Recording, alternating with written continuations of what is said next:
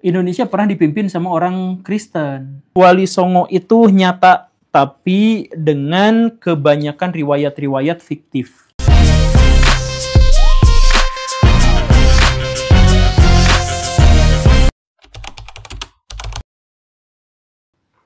Pemimpin Indonesia bukan Islam. Ya, Kristen misal seperti Ahok. Bukan apakah nanti akan begitu. Kita pernah. Indonesia pernah dipimpin sama orang Kristen. Siapa? Amir Syarifuddin. Amir Syarifuddin itu Perdana Menteri, artinya pemimpin pemerintahan. Nah, pimpinan pemerintah pada waktu itu presidennya Soekarno dan wakilnya adalah Bung Hatta. Tapi mereka itu adalah hanya sekedar kepala negara. Pemimpin Indonesia pada waktu itu adalah Amir Syarifuddin. Tahun berapa ya? Tahun 47-48 kalau saya nggak benar, silakan dikoreksi, sekitar tahun 48-an lah. Nah, itu Amir Syarifuddin itu siapa? Amir Syarifuddin Harahap itu adalah seorang muslim waktu kecilnya, tapi kemudian keluar dari Islam dan masuk ke dalam agama Kristen. Dan kemudian nanti meninggalnya sebagai orang komunis yang nampaknya tidak percaya Tuhan. Saya nggak tahu, tapi dia jelas komunis gitu, dia sosialis. Nah, begitu. Jadi Indonesia tuh pernah kayak gitu. Apakah di masa yang akan datang hal itu memungkinkan? Mungkin saja. Mungkin ke depan tuh soalnya di zaman sekarang tuh ada tren kalangan agamawan tuh berkurang ininya, pengaruhnya. Jadi kalau misalkan dulu Zainuddin MZ berpengaruh luar biasa tanpa punya haters. Kemudian A.A. Gim dulu pas di zamannya tanpa punya haters. Sekarang setiap ustadz besar punya haters. Setiap ustadz besar punya haters. Siapa ustadz yang gak punya haters? Ustadz Adi Hidayat pernah curhat, saya gak akan memaafkan orang yang gini ke saya. Artinya dia tuh tertekan dengan itu gitu, dengan haters itu gitu. Ya begitulah. Jadi Ustadz Adi Hidayat dihujat, semuanya agamawan itu dihujat. Jumlah orang yang ke pesantren semakin lama tuh semakin sedikit. Perolehan suara partai Islam semakin kesini tuh semakin sedikit gitu. Jadi sebenarnya trennya kita tuh memang ke arah sana gitu. Ke arah ya yang gitulah. Apalagi ketika kemarin misalkan yang kasus Ahok itu kan kasus Ahok itu ditutup dengan satu yang akhirnya menjadi representasi kaum beragama di Indonesia itu menjadi semakin minus gitu. Karena ditutupnya dengan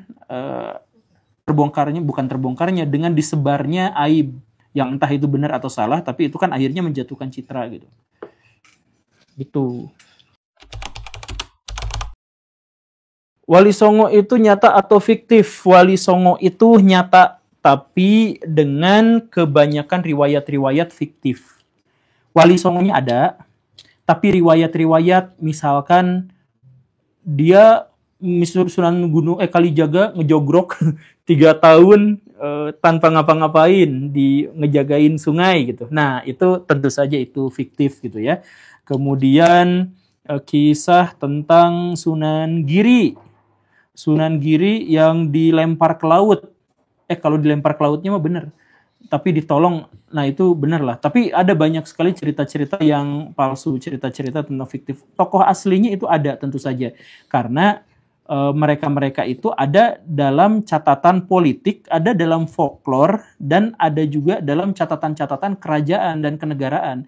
Dan bahwa banyak juga di antara mereka itu yang menjadi panglima perang, kerajaan. Siapa? Misalkan Sunan Kudus. Sunan Kudus tuh panglima kerajaan Demak gitu. Nah, karena itu maka sebagai bangsawan dia dicatat dan ada gitu. Sunan Giri sampai Sunan Giri kedua sampai Sunan Giri ketiga itu juga ada. Jadi ya ada catatannya maksudnya. Bahkan Sunan Giri ketiga itu bikin kitab, yang kitabnya salah satu yang paling fenomenal di Indonesia, yaitu Ramalan Jayabaya. Kalau karyanya ada dan penulisnya ada ya berarti ada gitu. Oh tidak. Jadi Wali Songo itu sebenarnya semacam paguyuban lah, atau kelompok atau organisasi lah semacam itu. Dan jumlahnya tidak melulu 9, cuman yang dikenal orang itu 9. Nah, jadi misalkan ya tadi Sunan Giri itu berapa generasi gitu. Ya macam-macam. Tapi karena namanya Wali Songo, apakah semuanya dari Jawa, Pak Guru? Justru kebanyakan diduga dari Cina. Diduga ya, diduga. Jadi ada beberapa orang lokal atau ada beberapa yang lahir di Nusantara. Tapi ada juga yang diceritakan dari luar. Misalkan yang dari luar itu Sunan Gresik. Itu hampir pasti bukan dari Indonesia. Kemungkinan dari Cina ada, kemungkinan dari Campa ada, kemungkinan dari Persia ada. Tapi yang jelas dia bukan lahir di Indonesia. Ada juga lahir di Indonesia, tapi mamah papahnya bukan Indonesia. Ada campuran gitu, orang luar. Ada yang seperti itu. Jadi, atau ada yang asli lokal, Sunan Kalijaga misalkan yang kayak gitu ya. Dari sampai kakeknya itu juga adalah orang lokal gitu. Jadi ya macam-macam sih. Di Pulau Jawa iya. Jadi mereka itu bikin semacam gerakan penyebaran dari dari utara ke selatan. Jadi mereka tuh menguasai wilayah-wilayah utara Pulau Jawa. Nah, terus merembes ke selatan. Makanya Islam yang di utara Pulau Jawa secara tradisi itu lebih kental daripada Islam di selatan. Kalau di selatan tuh masih ngumbah keris.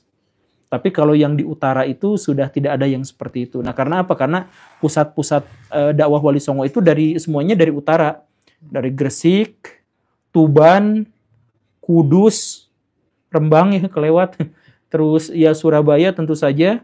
Kemudian Semarang, Demak, sampai kemudian Cirebon, sampai kemudian Banten di utara, Pelabuhan Banten gitu ya. Nah, itu kan semuanya Wali Songo. Nah, udah dari situ ke selatan jeret kayak gitu. Jadi penjelasan sederhananya gini. Indonesia itu wilayahnya dibatasi oleh sekat-sekat alam yang sangat banyak. Pulau aja. Pulau itu kan sebenarnya adalah tempat inkubasi, tempat isolasi dari sebuah kebudayaan bisa muncul. Dan di sebuah pulau itu juga ternyata dibatasi oleh sungai besar, hutan belantara yang lebat yang tidak bisa tertembus di zaman dulu, gunung-gunung. Nah, ini menyebabkan suku-suku bangsa di Indonesia itu tumbuh dalam jumlah yang sangat banyak. Kan kalau misalkan gitu ya, di Timur Tengah gitu, sukunya itu sedikit. Karena di sini berdiri, berinteraksinya sangat mudah, jadi bahasanya campur dan akhirnya jadi satu bangsa gitu. Nah, kalau di Indonesia mah tidak. Suku Sunda dengan suku Jawa bedanya dikit. Tapi kenapa coba sangat berbeda? Kenapa bisa tahu? Kenapa tahu nggak? Kenapa bahasa Sunda dan bahasa Jawa itu beda? Karena orang Jawa berkembang di pesisir, orang Sunda berkembang di pegunungan. Nah, jadi orang pesisir dengan orang gunung itu sulit untuk berinteraksi. Kayak gitu. Nah, jadi sebenarnya bahasanya tuh identik atau mirip atau banyak kesamaan, tapi akhirnya karena orang Jawa ngumpul sama orang Jawa lagi di pesisir, orang Jawa pusat kebudayaannya di pesisir semuanya. Orang Sunda pusat kebudayaannya ada di pesisir dan ada di pegunungan, tapi yang menjadi Sunda tuh adalah yang pegunungan. Gitu. Yang pesisir misalkan ya, Jakarta itu jadi Betawi. Sekarang bahasanya udah kayak gitu. Padahal itu tuh DNA-nya Sunda.